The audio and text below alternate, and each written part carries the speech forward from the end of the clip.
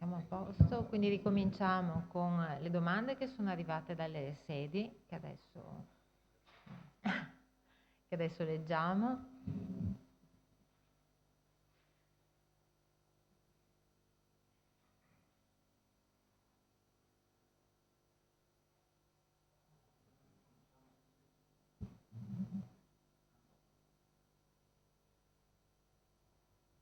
Allora, leggiamo intanto le domande che sono arrivate dalle sedi esterne e poi ci siamo. Allora, ci sono alcune domande da Padova. Quali attività didattiche consiglia il relatore per introdurre il calcolo delle probabilità in modo laboratoriale? Allora, forse l'esempio più bello che mi viene in mente, qualche tempo fa feci un corso a un gruppo piccolo di studenti, era un corso insomma, elementare, ma comunque di livello universitario, in cui spiegai un teorema che dice che se io faccio la seguente, quella che si chiama la passeggiata aleatoria, cioè ad ogni tempo, ad ogni istante io lancio una moneta, se viene a testa faccio un passo a destra, se viene a croce faccio un passo a sinistra. E continuo a fare questa cosa, ogni volta lancio la moneta. E c'è un teorema che dice che se io chiamo 0 la mia posizione iniziale e vado avanti per un tempo lungo, starò quasi sempre dalla stessa parte, o alla destra di dove sono partito o alla sinistra di dove sono partito, per la gran parte del tempo. Non è che passo più o meno metà del tempo da una parte, metà del tempo dall'altra, starò quasi sempre dall'altra, da una parte. E gli studenti fecero un esperimento lanciando la moneta e avevano portato un sacchetto di caramelle e decisero che la mia posizione era quella, non so, di destra, la loro preferita era quella di sinistra, e diedero una caramella a me ogni volta che io stavo da una parte e sostanzialmente mi penalizzavano ogni qualvolta passavo da una parte all'altra, diciamo, dell'asse positivo o negativo. Diciamo, tutte le cose che avrebbero contraddetto al mio teorema, alla fine io arrivai con un bel gruzzolino di caramelle. Allora, l'idea è questa, cosa vuol dire fare esperimenti per la probabilità? Allora, può voler dire tante cose. Allora, una cosa vuol dire considerare un fenomeno aleatorio, il lancio della moneta, esemplificarlo in qualche modo, ripeterlo tante volte, fare qualcosa legato alle ripetizioni di questo esperimento. Questo significa parlare di quello che intenderei parlare tra poco, cioè il rapporto tra probabilità e frequenze relative, che naturalmente è un argomento importante. Quindi una buona parte degli esperimenti che si possono fare in probabilità sono di questo tipo. Questi possono essere fatti ovviamente utilizzando monete, dadi o quant'altro, possono essere fatti utilizzando il calcolatore, utilizzando quelli che si chiamano i generatori di numeri casuali del calcolatore. Si possono fare tanti belli esercizi di probabilità usando Excel, per esempio. Non so quanto, diciamo, uno studente tipico delle scuole medie quanto sia opportuno utilizzare cose di questo tipo, ma sicuramente se facciamo accettare il fatto che ci sia un modo per generare oggetti casuali, numeri casuali del calcolatore, ci sono sicuramente tanti belli esercizi che si possono fare con Excel. Si possono, ad esempio, fare affermazioni sulla convenienza o non convenienza di certi giochi e dopo implementarle e convincere le persone che effettivamente queste affermazioni, che possono suonare teoriche ma soprattutto controintuitive, sono vere. Ad esempio, se pensiamo al paradosso di Monty Hall, io posso effettivamente decidere, per vedere quale sia meglio delle strategie, pensare di ripetere automaticamente questo gioco tante volte e decido in un calcolatore di farlo ripetere utilizzando la strategia di mantenere la busta scelta, nell'altro calcolatore utilizzare l'altra strategia e vedere che l'altro calcolatore vincerà circa il doppio del primo. Si possono anche esemplificare cose ancora più sottili, per esempio questo del paradosso di Monty Hall. perché ci sia questo paradosso, è fondamentale assumere che il presentatore conosce il contenuto delle buste. Se io cambio un attimo questa cosa e dico, supponiamo di fare questo gioco, io scelgo una busta, il presentatore ha le 2 buste rimaste e ne apre una, lui non sa il contenuto. Se quella che apre è la busta vincente, allora io ho perso e basta. Se non è la busta vincente, mi dà ancora la possibilità di cambiare. Cosa mi conviene fare? Questo è un gioco diverso e la risposta giusta è che è lo stesso. Okay? Questo non è così ovvio che sia diverso e anche questo si può implementare, far vedere che se uno lo fa tante volte a questo gioco, più o meno si vede l'equivalenza delle strategie. Questi sono i tipi di attività laboratoriali che io consiglierei perché possono essere anche divertenti. Sempre da Padova, domanda 2. Nell'esperienza didattica capita di ripetere il lancio di una moneta un centinaio di volte. Questo può provocare dei misconcetti tra frequenza relativa e probabilità. Cosa consiglia il relatore? Ora, quando continuerò questa slide che è appena iniziata, vedete che parlerò esattamente di questo e sono abbastanza convinto che la sensazione che avrete voi e quelli delle sedi è che la mia risposta alla domanda è non lo so. È veramente difficile, è veramente una confusione che secondo me è abbastanza naturale. Quindi disgiungere, come posso dire, modello da esperimento non è una cosa così facile, secondo me.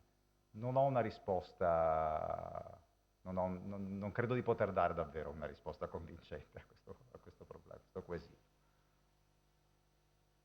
Bene, domanda 3, sempre da Padova. Come fare capire che probabilità del 60% non significa che su 10 prove si ottengono 6 esiti attesi? In qualche modo, il rapporto tra frequenza e probabilità. Anche questa, quando farò i prossimi esempi, vedrete che io stesso tendo a generare questa confusione. Come posso dire? Una risposta che darei ad uno studente universitario è, attenzione, io posso fare un modello matematico per una ripetizione del mio gioco, ma posso fare un modello matematico per tante ripetizioni del gioco.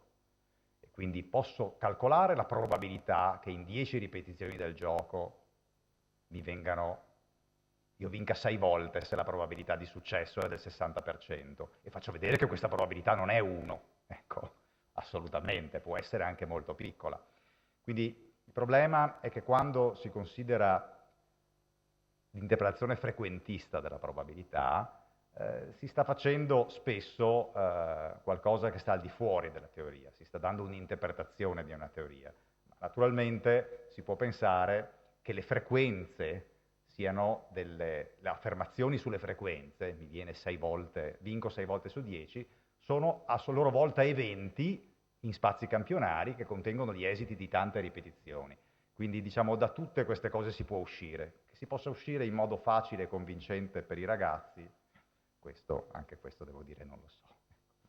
Ma sicuramente è un problema e lo rivedremo tra poco, insomma, il problema di stare attenti alla distinzione tra frequenze relative e probabilità. Questa domanda sia più difficile. Poi dopo non ho capito una distinzione su cui si può giocare. Allora, le docenti presenti collegano sempre la didattica delle probabilità con la genetica. Ritiene valido questo collegamento? Beh, certo che la genetica fornisce degli esempi bellissimi e molto interessanti dell'uso della probabilità.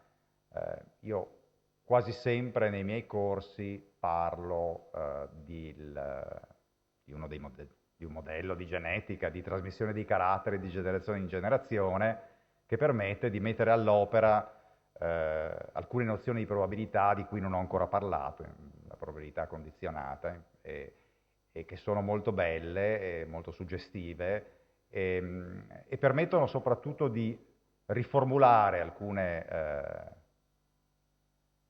verità della genetica in modo probabilistico. Questa è una cosa, nei libri di scienza, di biologia, normalmente alcune affermazioni non sono formulate in modo chiaramente probabilistico. È bello reinterpretarle in modo probabilistico, alcune delle formule, delle leggi della genetica, e io ritengo che sia un bellissimo argomento su cui usare la probabilità. Io lo utilizzo abbastanza anche per esercizi semplici, ecco, quindi regole di trasmissione di caratteri nelle modalità più semplici possibili.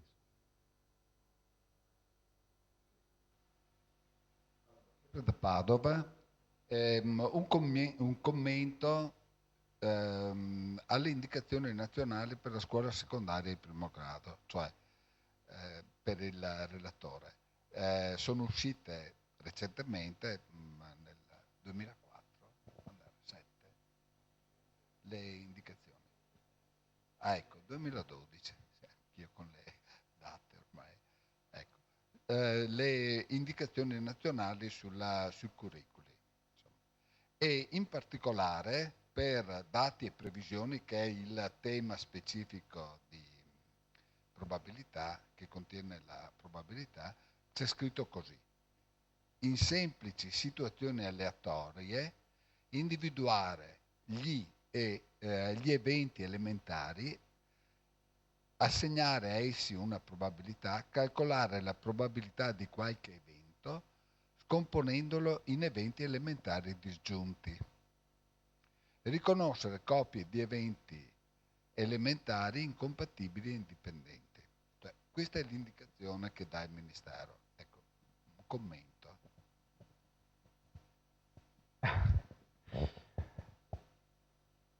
Ma diciamo, indubbiamente si tratta di tutte frasi ragionevoli. Ecco, che queste siano l'ordine con cui presentare gli argomenti di probabilità e che siano le priorità, non lo so. Ad esempio io oggi non parlerò di indipendenza, ed è indubbiamente una cosa importante, è una nozione molto importante quella di indipendenza.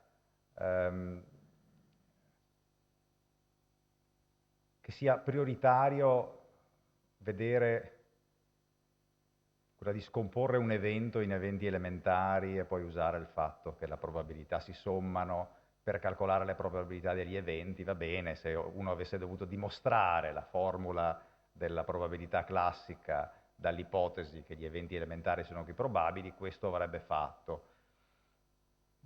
Che sia questa la cosa più istruttiva da fare, ho qualche dubbio, ecco. Mi sembra che andare a guardare esempi e andare a divertirsi con esempi forse sia più interessante che non fare queste piccole operazioni così. Per cui non lo so, insomma, mi lascia un pochino perplesso, lo sento adesso per la prima volta, quindi faccio fatica a fare un commento meditato, ma diciamo sono tutte cose ragionevoli, ma faccio fatica a pensare che siano prioritarie, tutto qua.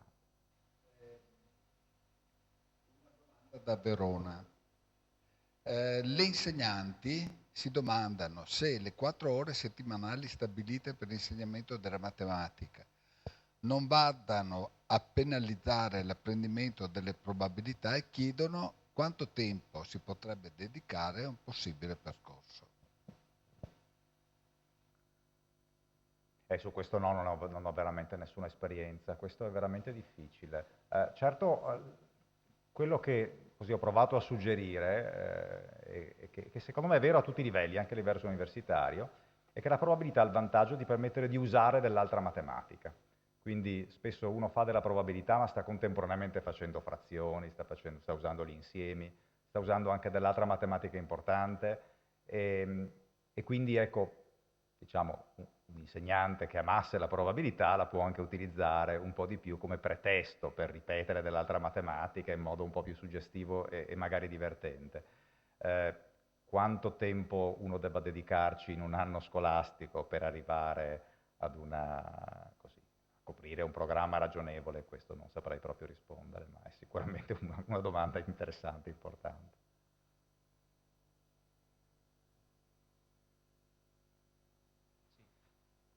Sì. Allora, sì, la mia domanda è questa. Ehm, Se siamo d'accordo su questa premessa, cioè che il formalismo, così come lei l'ha presentato, non è proponibile direttamente, cioè proposto come imparare il formalismo così com'è, perché è un linguaggio, è un insieme di termini che si susseguono a tamburo battente, nuovi e molto rigorosi e molto precisamente definiti. Come suggerisce di introdurli? O comunque, se possibile, che scelte operare in quelli che sono, ehm, come dire, in un intervento didattico per dei ragazzi che hanno 13-14 anni, e tenga conto che 13-14 anni vuol dire tante cose, perché dentro ci sono quelli che sono già pronti per un liceo, sono già quelli che manipolano la matematica in modo così, no, molto facile, invece ci sono anche quelli che proprio in generale con la matematica formale hanno un problema grosso, però in realtà con un argomento del genere che, come ha detto lei giustamente, non richiede prerequisiti importanti, questi ragazzi con qualche difficoltà trovare motivazione, potrebbero essere valorizzati, diciamo. Ecco, quindi che scelta operare, come ci suggerisce di operare?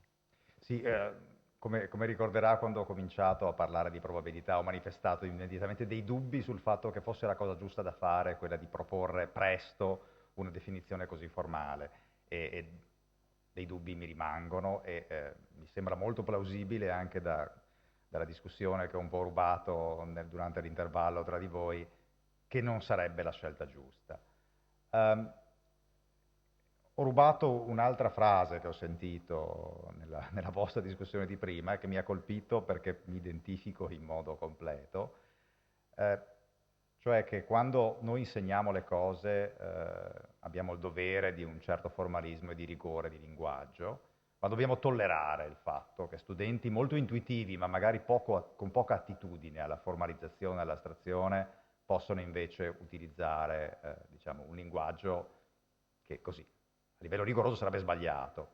Uh, Devo dire, questa è una cosa che capita di osservare anche a me nei corsi universitari.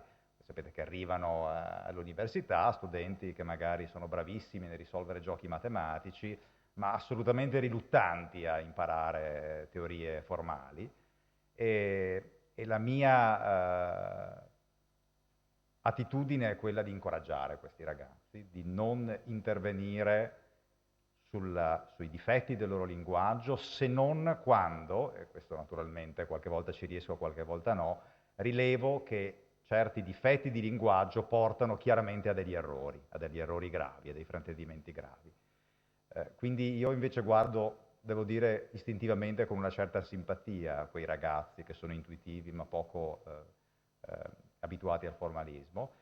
E ripeto, penso che la probabilità si adatti bene a questo tipo di situazioni in cui introdurre da zero della matematica un pochino dura insomma, nella probabilità si può evitare.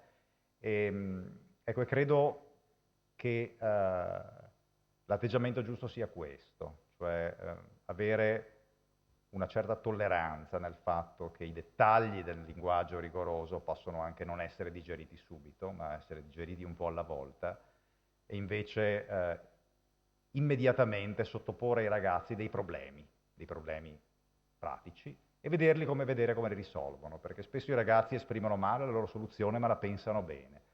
E questo è una cosa da incoraggiare, e quindi magari il linguaggio formale si può imparare gradualmente, ma così l'amore per il gioco, per il calcolo e per la soluzione di problemi, quella è una cosa da incoraggiare comunque, anche se l'approccio non ci sembra il migliore possibile.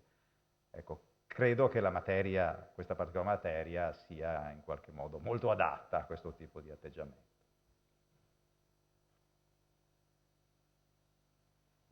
Più che altro una perplessità, alle volte sui testi si vede sempre l'utilizzo di percentuali al posto di frazioni, e quindi questo genera nei ragazzi ancora un po' di più di confusione, soprattutto quando si devono calcolare le probabilità. Quindi questa è anche un'altra cosa da segnalare, che quando io mi collego al discorso del collega, il fatto che magari non si parta con l'insiemistica, con la descrizione degli insiemi, degli eventi, quindi questo manca, ho visto nei testi, e anche questo è un problema in più, perché la definizione degli eventi è la cosa principale per capire gli esercizi di probabilità, quindi questo è un'osservazione. Sì, su questo devo dire una cosa. Allora, io credo che quando si insegna la probabilità sia molto giusto utilizzare bene gli insiemi, usare la probabilità anche come pretesto per rimparare, rivedere le operazioni tra gli insiemi. Quello che però si vede, e credo che non stupisca nessuno, è che quando voi proponete ad un ragazzo un problema di probabilità, non succederà mai che il ragazzo comincia a scrivere chi è lo spazio campionario, quali sono gli esiti, ma comincia subito a dire la probabilità di questo è. Io credo che vada bene così. Io credo che vada bene così. Che di nuovo il libro di testo, l'insegnante abbia il dovere di essere formalmente corretto, ma che l'approccio al problema sia davvero individuale e che non bisogna in qualche modo arrabbiarsi o censurare approcci al problema che siano del tipo intuitivo. Quando si trova un errore, allora quello è il momento in cui la possibilità di usare un linguaggio formale permette di spiegare bene dov'è che l'errore è sorto. Questo è il punto. Forse c'era la prima parte della domanda a cui credo di non aver risposto, l'uso delle percentuali. Sì, è vero, se uno usa la regola del prodotto con le percentuali può fare 60 per 60 e dire che questa è una probabilità.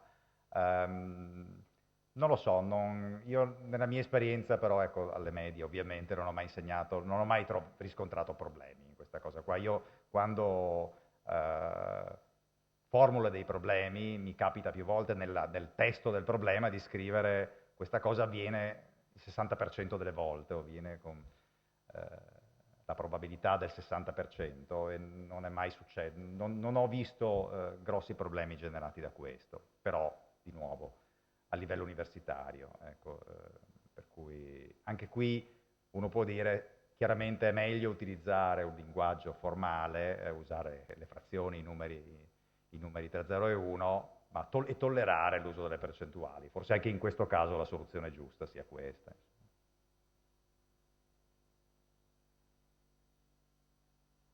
Se non ci sono altre domande o osservazioni, forse possiamo cominciare con la seconda parte. Va bene. Allora, come diciamo, ho già anticipato, vorrei parlare un po' di frequenze adesso. Le frequenze come intervengono? Intervengono nel tentativo di dare un'interpretazione della probabilità.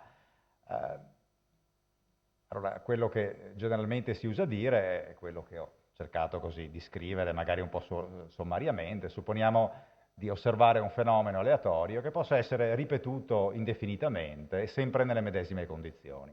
Già questa assunzione fa capire che questa cosa ha dei limiti fortissimi. Degli esempi che abbiamo fatto, soltanto pochi sono effettivamente ripetibili. Senz'altro il lancio di un dado, ma senz'altro non il corrente campionato di calcio. Il prossimo campionato non sarà nelle stesse condizioni di questo, sicuramente. Per cui è sicuramente quello che c'è scritto da qui in poi è limitato ad alcuni casi particolari in cui questa assunzione di ripetibilità è vera. Allora, se uno considera proprio questa situazione di poter ripetere un certo fenomeno, quindi un certo gioco, un certo esperimento, e A sia un evento, cioè un'affermazione sul risultato, sull'esito dell'esperimento, e lo ripeto n volte l'esperimento e chiamo n di A il numero di volte in cui l'evento si è verificato nelle n ripetizioni, allora quello che mi aspetto, quello che voglio pensare, o il modo in cui voglio interpretare l'affermazione l'evento A, probabilità A, è che la probabilità A, se n è sufficientemente grande, frase diciamo sostanzialmente vuota, ma in realtà spero espressiva, se n è grande, la probabilità di A deve essere vicino alla frequenza relativa in cui l'evento si è verificato, quindi la frazione è il rapporto tra il numero di volte in cui si è verificato l'evento A e il numero totale di ripetizioni. Allora, naturalmente c'è questo circa uguale, okay? che non è un uguale. Se ripeto l'esperimento 10 volte e la probabilità è 0,6, non mi aspetto affatto che questo evento si verifichi esattamente 6 volte, perché 10 volte non è un numero grande. Se lo ripeto 1000 volte, non mi aspetto affatto che questo evento si verifichi 600 volte, ma mi aspetto che magari si verifichi un numero compreso tra 550 e 650, per esempio, che il rapporto sia vicino, quindi non il valore, quindi il rapporto tra la frequenza, tra il numero di volte in cui l'evento si verifica e il numero totale di volte, che sarà ragionevolmente vicino alla probabilità di A. Allora questa affermazione cosa vuol dire, anche questa?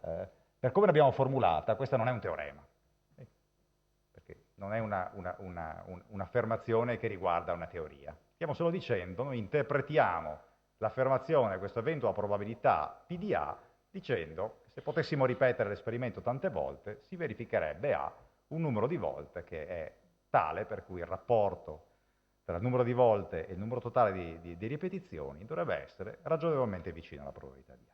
Naturalmente, questo non lo direi agli studenti, ma insomma è una cosa doverosa da sapere, che in realtà questa affermazione si può formulare all'interno della teoria. Come dicevo prima, uno può fare un modello per esperimenti ripetuti, per prove ripetute. E quindi l'affermazione che la probabilità di un evento è, quando n è grande, vicino al rapporto tra il numero vicino alla sua frequenza relativa, questa è un'affermazione che si può enunciare e dimostrare all'interno della teoria della probabilità e si chiama legge di grandi numeri, è un'istanza della legge di grandi numeri. Però, diciamo, sono due cose diverse, quella di formulare questa all'interno della teoria della probabilità o di vedere invece questa come interpretazione della probabilità. La probabilità di un evento la assegno in questo modo perché mi aspetto che abbia questa proprietà rispetto alle ripetizioni alle ripetizioni reali o virtuali di questo fenomeno. Allora, in realtà, io tenderei a vedere questa che si chiama l'interpretazione frequentista della probabilità, che ha molti limiti, ma è chiaramente suggestiva, perché insomma è una cosa che fa tornare la probabilità a livello sperimentale, in qualche modo, ha in realtà un sacco di conseguenze interessanti, pur a livello informale.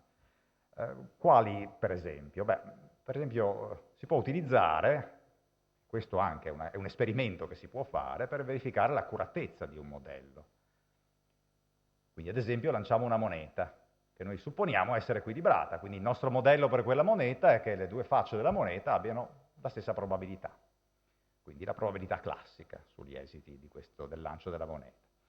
Beh, lanciamo la moneta 100 volte, se otteniamo 70 teste, cosa diciamo? Ma diciamo che forse la moneta non è una moneta equilibrata, forse non è una moneta equa, e forse il nostro modello non è un buon modello. Ora, il numero di volte in cui ho lanciato la moneta 100 e la distanza tra la frequenza relativa, che è 0,7, dalla probabilità teorica, che è 0,5, sono tali da dire questa moneta non è equilibrata? E questa è una domanda seria, è una domanda a cui si può rispondere in modo serio, e i problemi di questa natura fanno parte della statistica. Questa è la prima volta in questa mia lezione in cui compare la parola statistica. Un'altra cosa che mi è capitato di vedere è che qualche volta tra i ragazzi c'è un po' di confusione su quali siano le relazioni tra la probabilità e la statistica. È un argomento molto interessante. Non sono sicuro di essere particolarmente preparato per parlarne e non ne parlerò, ma è sicuramente un argomento molto interessante. Come, diciamo, inserire la probabilità e la statistica insieme nello sviluppo, diciamo, congiunto delle due discipline, far capire quali sono i legami tra le due discipline. Mi limiterò soltanto a dire questo. La possibilità di confutare un modello o di verificare un modello sulla base di dati sperimentali, ecco, questa è sicuramente una cosa importante che fa la statistica. Un'altra cosa che questa interpretazione frequentista, quindi questo legame tra frequenze relative e probabilità permette di fare, per esempio valutare perlomeno cercare di valutare in qualche senso, con dei limiti, la convenienza di un gioco. Quindi prendiamo un gioco in cui la probabilità di successo è 99 su 100. Se vinco guadagno 10 euro, se perdo, perdo 1000 euro. È un gioco attraente? Ma sì, perché no? Cioè io vado lì, gioco una volta, sono quasi sicuro di tornare a casa con 10 euro, perché non dovrei giocare a questo gioco? Allora, vabbè, però se pensiamo a ripetere tante volte questo gioco, cosa succede? Succede che se prendo l'evento A ottengo un successo e ripeto il gioco n volte, dove n deve essere grande, ma magari discuteremo un attimo quanto grande, allora se il modello è accurato, se è vero che la probabilità di successo è 99 centesimi, cosa mi aspetto? Mi aspetto che il numero di volte in cui vincerò sarà non troppo lontano da, ma se n di A fratto n deve essere circa uguale a P di A, con una coraggiosa operazione di moltiplicazione, abbiamo che il numero di volte in cui vincerò sarà qualcosa di simile alla probabilità di A per n, quindi a 99 su 100 per n. Naturalmente questa è un'uguaglianza approssimata, non sarà esattamente quello il numero di volte, sarà un po' di più, un po' di meno, e soprattutto questa è un'uguaglianza che sarà accurata quando il numero di ripetizioni è grande, perché abbiamo detto prima che questa interpretazione frequentista ha senso solo quando il numero di ripetizioni è grande. Allora pensiamo che 1000 ripetizioni sia abbastanza grande, si può discuterne, ma supponiamo che lo sia. Allora mi aspetto che il numero di successi sarà qualcosa dell'ordine di 990, magari qualcuno di più, qualcuno di meno. Ma supponiamo che sia qualcosa di molto vicino a 990. Allora quale sarà il mio bilancio finale? Beh, io vinco 10 euro ogni volta che, per ogni successo, perdo 1000 euro per i 10 insuccessi. Se faccio il mio bilancio finale trovo che il bilancio è negativo. Ho perso 100 euro. Perdo davvero 100 euro se gioco 1000 volte? Naturalmente no, dovete dire ai vostri studenti. Però questo calcolo dice che se questo gioco viene ripetuto tante volte, è estremamente plausibile che alla fine ci perdiate del denaro. Okay? Almeno questo si può passare. Quindi cosa concludiamo? Ma che questo gioco, ma sì che è attraente, accidenti, ma è sicuramente una cattiva scelta farlo per il giocatore abituale. Quindi questa è la valutazione di un gioco. Un gioco può essere buono o cattivo a seconda se è un gioco che si fa saltuariamente o un gioco che si fa abitualmente. Abitualmente questo è sicuramente un gioco da evitare. Quindi queste sono, quello che vi ho mostrato, sono due possibili conseguenze di questa interpretazione frequentista della probabilità. E l'ultimo argomento di cui vorrei parlare è quello di informazione e condizionamento. Questo è un argomento molto delicato, che è legato alla nozione di indipendenza che è stata citata prima, ma non arriverò a questa nozione. Allora, questa volta sì, io non darei nessuna definizione a priori, ma porrei questo problema. Lanciamo 2 volte un dado senza guardare il risultato. Qualcuno che lo guarda ci dice che la somma dei punteggi è 8. Sulla base di questa informazione, che valore diamo alla probabilità che il risultato del secondo lancio fosse 6? Sulla base di questa informazione. Quindi abbiamo un'informazione, che la somma dei punteggi è 8, e come inglobiamo questa informazione per poter rispondere adesso? Che probabilità dai all'evento che il risultato del secondo lancio fosse esattamente 6? Allora, questo si può, io credo, diciamo, è un problema che si può, il cui l'approccio al quale può essere completamente intuitivo, credo. Vi sono 2 eventi in gioco. L'evento A che dice il punteggio del secondo dado è 6, l'evento B la somma dei punteggi è 8.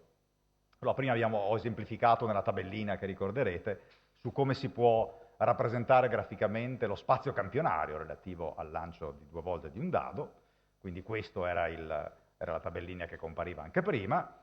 c'è un evento A, che, è il punteggio del che dice il punteggio del secondo dado è 6. Beh, quali sono gli esiti corrispondenti a quell'evento? Sono quelli che sono colorati di blu. Poi c'è un evento B, la somma dei due punteggi è 8. Questo è lo stesso evento visto prima, questo è l'insieme di esiti corrispondente.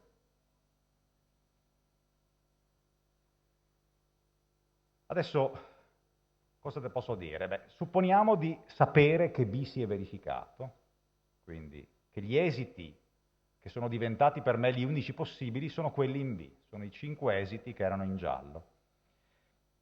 Allora, qual è la probabilità che darò al verificarsi dell'evento A, cioè dell'evento che il secondo dado dà come punteggio 6? Beh, vediamo che l'unica cosa che è compatibile con l'affermazione sia l'informazione B che il verificarsi dell'evento A è quell'evento elementare, o se volete l'esito, in verde, che è un esito solo. L'informazione che si è verificato B mi ha ricondotto a solo 5 esiti possibili, quelli di quella diagonale in giallo. Quindi è, credo, naturale, intuitivo, affermare che la probabilità che si verifichi A, sapendo, perché qualcuno me l'ha detto che si è verificato B, è un quinto, è 1 su 5. E credo che questo possa essere, tutto sommato, abbastanza passabile. Allora, va bene, a questo punto, una volta aver fatto questo, e magari qualche altro esempio un pochino più complicato, io credo che si possa arrivare a questo, no? Arrivare a dire, allora, a cosa corrisponde calcolare questa probabilità sulla base dell'informazione? Allora, innanzitutto si può introdurre questa notazione, quella che è lassù in rosso, la probabilità di A barra B, che vuol dire la probabilità che si verifichi A sapendo che si è verificato B. E se pensiamo alla procedura che abbiamo seguito, guardando gli eventi che erano quelle fasce colorate, intersecandole e poi facendo i conteggi opportuni, il calcolo che abbiamo fatto corrisponde a calcolare quella frazione. La probabilità che si verifichi sia A che B diviso la probabilità che si verifichi B. Potrebbe essere non l'unico modo e senz'altro non il migliore per rendere plausibile questa definizione, okay? Che è una definizione delicata. Io trovo intrinsecamente difficile giustificare questa definizione di probabilità condizionata, perché naturalmente nell'ambito della probabilità classica va bene, forse si capisce, ma perché questa debba essere vera in generale o debba prendersi come definizione e quindi come controparte, posso dire, matematica dell'idea intuitiva probabilità che si verifichi qualcosa sapendo che si è verificato un altro, beh, questo lo trovo abbastanza sottile e non è necessariamente facile spiegare perché questa sia la definizione corretta e sinceramente io neppure ci proverei a farlo. Questa è ragionevole perché è stata suggerita dall'esempio particolare, ma io mi perderei se dovessi andare a giustificare in un modo più raffinato perché questa è una buona definizione di probabilità condizionata. Ci sono diverse vie che si possono seguire, ma ecco, non sono convinto che sarei in grado di davvero convincere chiunque. In realtà questa nozione di probabilità condizionata, quindi di probabilità sulla base di un'informazione aggiuntiva, quindi che va oltre le mie conoscenze a priori del modello, che erano lo spazio campionario e la probabilità che ci sta sopra, la probabilità sugli eventi. Informazione aggiuntiva, un certo evento si verifica. È una nozione molto delicata, che porta spesso a risultati controintuitivi ed è forse come posso dire, la parte della probabilità, lo studio del condizionamento, è la parte della probabilità in cui sono stati esibiti il maggior numero di paradossi ed errori. Ci sono diversi libri che per esempio raccontano come alcuni errori giudiziari sono basati sull'uso sbagliato del concetto di condizionamento, di probabilità condizionata. Perché la probabilità condizionata dovrebbe essere una cosa che ha a che fare col mondo del giudiziario? Ma perché, si può dire in modo così molto impreciso, che di fatto quello che un giudice sta facendo, una corte, è quella di valutare la probabilità che l'imputato sia colpevole e lo dichiarerà colpevole quando questa probabilità è ragionevolmente vicino a 1. Difficilmente sarà esattamente 1, ma quando questa probabilità sarà ragionevolmente vicino, lo dichiarerà colpevole. Ora, in un'indagine si aggiungono, si acquistano informazioni, quindi si aggiorna in qualche modo questa probabilità di colpevolezza. Questa probabilità come la si aggiorna? Qual è il modo giusto di aggiornare la probabilità di colpevolezza sulla base di informazioni, per esempio della testimonianza, delle dichiarazioni di un testimone, o di nuove evidenze in qualche modo emerse? Beh, il modo giusto è questo, in realtà, e spesso questo modo non è stato applicato in casi giudiziari concreti e ha portato ad errori giudiziari. Quindi è molto facile fare dei begli esempi, anche suggestivi, un po' lunghi per fare in questa sede. Un esempio, dunque credo uno degli esempi forse più famosi è questo, in cui un personaggio piuttosto noto era imputato per l'omicidio della moglie e emerse l'evidenza che lui picchiava la moglie con una certa regolarità e l'accusa disse questo è un forte indizio di colpevolezza e adesso non ricordo i dettagli, ma la difesa disse ma questa è una sciocchezza perché secondo i dati della polizia soltanto un uomo su 3.000 tra quelli che picchiano le mogli finiscono per ucciderla.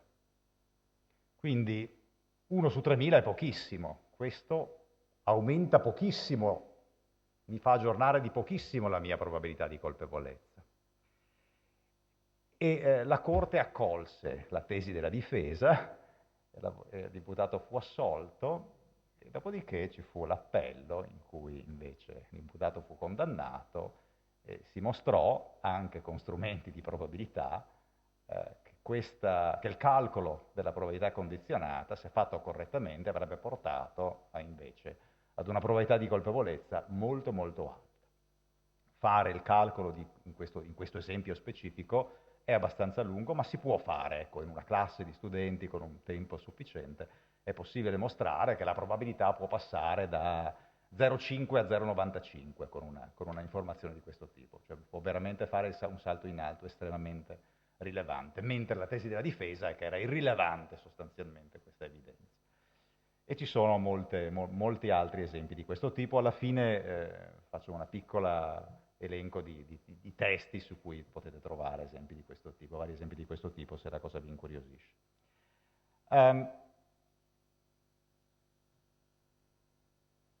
Allora, come dicevo, la nozione di condizionamento è delicata, è insidiosa ed è facile generare paradossi. Questo del processo di questo famoso personaggio è un paradosso interessante, ma un po' difficile da fare in pochi minuti. Un esempio invece molto più semplice, sicuramente un po' meno paradossale, ma forse non così ovvio, insomma, è il seguente. Torniamo al solito contesto del lancio di 2 dadi, per cui ho già, diciamo, lo strumento grafico per esemplificarlo. E supponiamo di porci la seguente domanda. Io lancio il dado 2 volte. Se abbiamo l'informazione che il punteggio del primo lancio è 6, quindi sappiamo solo questo, qual è la probabilità di aver ottenuto 2 6? Però questa è una domanda quasi ovvia. Anche questa, chiunque risponderebbe a questa domanda. Allora, lo facciamo graficamente, per dire, lo possiamo fare proprio con tutti, utilizzando le regole formali. Questo è l'evento che rappresenta l'informazione. Il punteggio del primo dado è 6. L'evento, diciamo, di cui voglio la probabilità è quello ottengo 2 6. Allora, come devo fare? Devo mettere insieme i 2 eventi e vedere quante volte l'evento A intersecato B, che in realtà in questo caso è semplicemente A, sta, diciamo, rispetto al numero di elementi di B, e vedo che questa probabilità è 1/6. Ma, insomma, chiunque direbbe è ovvio. Se voi mi dite qual è il punteggio del primo lancio, questa non ha nessuna influenza sul punteggio del secondo, quindi lo so già che la probabilità di ottenere 6 col punteggio dado sarà 1/6 a prescindere dall'informazione del punteggio del primo dado. Ma modifichiamo leggermente il problema. Supponiamo che io vi dico lancio 2 volte il dado e qualcuno mi dice guarda che ti assicuro che uno dei 2 punteggi era 6. Mi chiedo adesso qual è la probabilità di aver ottenuto 2 6? Quindi questa volta la persona che mi dà questa informazione non mi dice il primo lancio è 6, mi dice uno dei due è 6, almeno uno dei due è 6. Ne ho guardato uno, guarda che è 6. Per la probabilità che sia 6 anche quell'altro. Ok? Allora, io non lo so se si possa rispondere in modo intuitivo a questa domanda, senza mettersi a pensarci un po' o a fare qualche conto. Ma tendo a pensare di no. Però lo sappiamo come fare adesso, basta che facciamo il nostro disegnetto. Qual è l'evento? Uno dei due punteggi è 6. Questo è l'evento, corrisponde all'affermazione uno dei due punteggi è 6. Contiamo quanti esiti ha, quanti elementi ha questo evento ne ha 11, se contate le cellette. L'evento di cui vogliamo la probabilità condizionata è un evento elementare, un esito solo. E quindi qual è la probabilità che si verifichi A sapendo che si è verificato B? Beh, è una possibilità sulle 11 prescritte dall'evento B. Quindi vi trovate nella situazione di dire che la probabilità di ottenere 2 6 sapendo che almeno un 6 l'ho ottenuto è un undicesimo, che è molto diverso dall'1 sesto del caso precedente. E forse per la maggior parte delle persone non è così chiaro di perché questa cosa, le due risposte sono così diverse e soprattutto non credo che la maggioranza delle persone avrebbero dato prontamente la risposta un undicesimo a questa domanda. Qui ho usato il pretesto dei dadi, un altro diciamo, il modo in cui più spesso propongo questo giochino è quello di dire c'è una famiglia che è venuta a abitare vicino a casa mia, so che ha 2 figli e ho visto uno dei 2 figli e so che è maschio. Qual è la probabilità che sia maschio anche quell'altro? Questa probabilità è 1/3. Mentre se io dicessi di questi figli ho visto il più giovane, so che è maschio, qual è la probabilità che sia maschio anche quell'altro? Questa probabilità è 1/3. La risposta è identica a questa, più semplice perché le cellette sono solo 4, non 36, ma in fondo è la stessa domanda. Questo tipo di piccoli paradossi della probabilità condizionata mostrano perlomeno quanto sia facile interpretare in modo sbagliato, trarre conclusioni sbagliate se si prende questo concetto di condizionamento, quindi di incorporare informazioni in un modo superficiale.